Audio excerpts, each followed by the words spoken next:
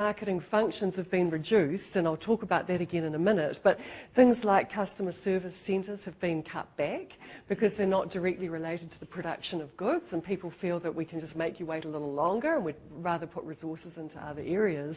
But, you know, the reason you're in business is because of people like us, and this is really important, and yet I feel many times companies have overlooked that in the interest of cutting costs. Another one, this is an area that I couldn't help myself because I've already told you I'm an academic, right? So academics love data, and I'm no different. I love working with data. And in this particular case, I wanted to have a look at what was going on with marketing expenditure through previous recessions to try and get some insights as to what happened post-recession. And let me tell you, what I did. I went back to 1979 and I looked at that as an entry point into the 1980s recession, which was probably the most comparable one to the one we have now, apart from the Depression.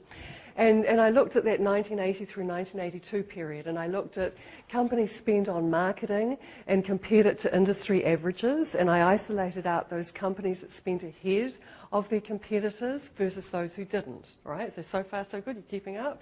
And I was just trying to see what happened to those companies that managed to maintain marketing expenditure on par or better than their competitive set, right?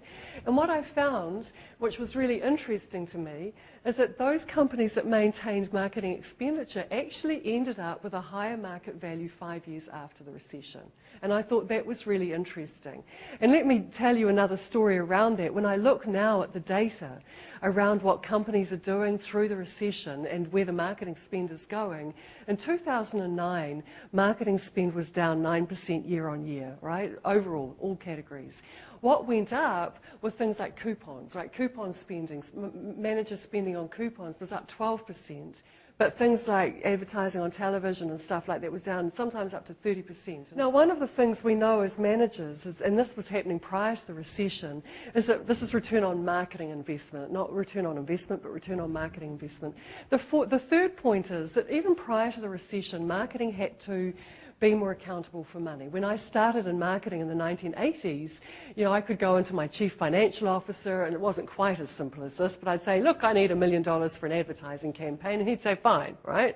And we'd have a little discussion about how will you know it's going to work, and I'd say something like, well, I'm going to put some marketing research out there and I'll be measuring, right? We didn't have much difficulty. As long as I had my marketing budget and I could have this loose conversation about how effective it was going to be, it was all good. And so, but now your marketers can't do that. We're in a different space now. We have to be more accountable. There's a lot of work going on in marketing about marketing metrics and demonstrating return on marketing investment. So this was happening anyway. This was happening anyway. But through the recession, it became even more prominent, and we've seen a lot more justification of marketing activity.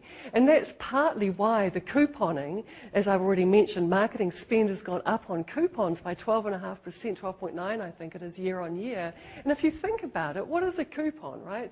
You put a coupon into the newspaper, we go and redeem the coupon when we're at the supermarket or wherever we're going. We can measure, right? We can measure redemption of coupons.